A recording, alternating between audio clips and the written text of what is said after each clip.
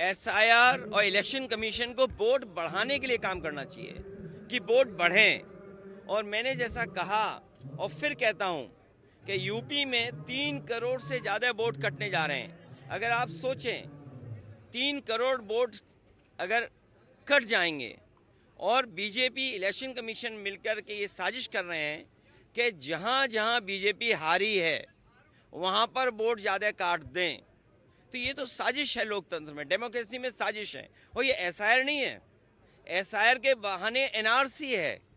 जो एनआरसी ये सीधी लागू नहीं कर सकते थे, वो एनआरसी लेकर के आए हैं। ये लोगों के कागज ढूंढवा रहे हैं। अगर कभी एनआरसी लागू तो कागज क्या देने पड़ेंगे? यही तो कागज देने पड़ेंगे। और फिर आप लोग तो एक उस शहर के जो टेक्नोलॉजी को समझते हैं, आधार को आधार ही नहीं मान रहे हैं। ये सबसे बड़ा दुर्भाग्य है कि आधार में हमारे रेटिना की इमेजेस हैं, हमारे फिंगरप्रिंट्स हैं, हमारा पूरा डिटेल उसके अंदर है। हम आधार को आधार ही नहीं मान रहे हैं और एसआईआर करा रहे हैं, जिससे लोग परेशान हैं। इन्होंने नोटबंदी में परेशान किया, जीएसटी से उद्योगपतियों को परेशान किया, कोविड में परेशान किया और अब एसआईआर से परेशान कर रहे हैं। क्या सोच सकते हैं आप यूपी में 3 करोड़ से ज़्यादा वोट कट जाए? तो ये कैसी डेमोक्रेसी है?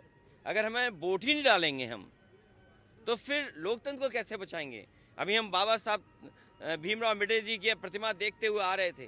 बाबा साहब भीमराव अम्बेडकर जी ने तो अधिकार दिया हमें वोट डालने का, एक वोट डालने का अधिकार। यही वोट हमें हक दिलाता है, यही वोट हमें न्याय दिलाता है, यही वोट हमें आरक्षण दिलाता है, यही वोट हमारी सुरक्षा करता है, यही वोट हमें नौकरी दिलाता है। यही वोट है जिससे हम अपना गुस्सा सरकार के खिलाफ निकाल सकते हैं। ये वोट ही काट दे रहे हैं।